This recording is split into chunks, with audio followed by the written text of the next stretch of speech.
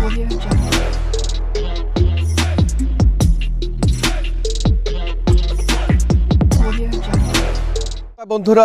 আপনাদের সকলকে জানাই আন্তরিক প্রীতি, শুভেচ্ছা, অভিনন্দন এবং ছোটদের প্রতি রইল আমার স্নেহপূর্ণ ভালোবাসা। আজকে যে বিষয়, আপনারা সবাই ভালো থাকুন এবং সুস্থ থাকুন।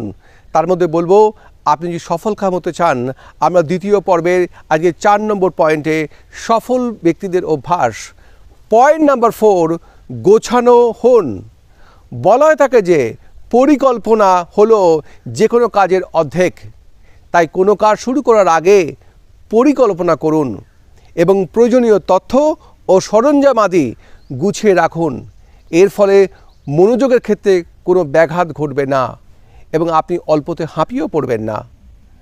যেমন ঘুম থেকে উঠে বিছানা ঠিকমতো গুছিয়ে রাখা, ফিল্টার থেকে জল বার করে পাত্রের মধ্যে ভরে রেখে দেওয়া এবং বাইরে থেকে এসে জুতো, মোজা, বেল্ট, মানি ব্যাগ, চাবি প্রভৃতি যেখানে যেখানে না ফেলে রেখে ঠিকমতো করে গুছিয়ে রেখে দিন এবং এই গোছানোর স্বভাবই আপনার অনেক সময় বাঁচিয়ে দেবে। পয়েন্ট নাম্বার 5, শেখার কোনো শেষ নেই। বিশ্বজোড়া পাঠশালা মোর, সবার আমি ছাত্র। কবি ঠিকই বলেছেন, শেখার কোনো শেষ নেই। যে কারো কাছ থেকে যে কোনো বয়সে শেখা যায়। তাছাড়া পৃথিবী প্রতিনিয়ত পরিবর্তিত হচ্ছে। সময়ের সঙ্গে তাল মিলিয়ে চলতে হলে খেয়াল রাখতে হবে জ্ঞান, বিজ্ঞান, প্রযুক্তিতে নতুন নতুন কী যোগ হচ্ছে, কী করে অ্যাডিশন হচ্ছে, সেগুলো থেকে আপনার সুযোগ গ্রহণ করতে হবে।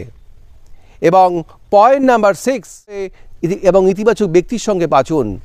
ইতিবাচক সঙ্গ আপনাকে আশা যোগায়, আত্মবিশ্বাস বাড়ায়। যারা আপনার সম্পর্কে নেতিবাচক ধারণা পোষণ করেন, তাদের কথাও কাজে হতোদ্দাম হয়ে পড়বেন।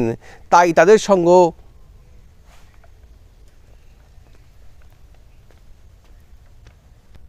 পরিহার করুন।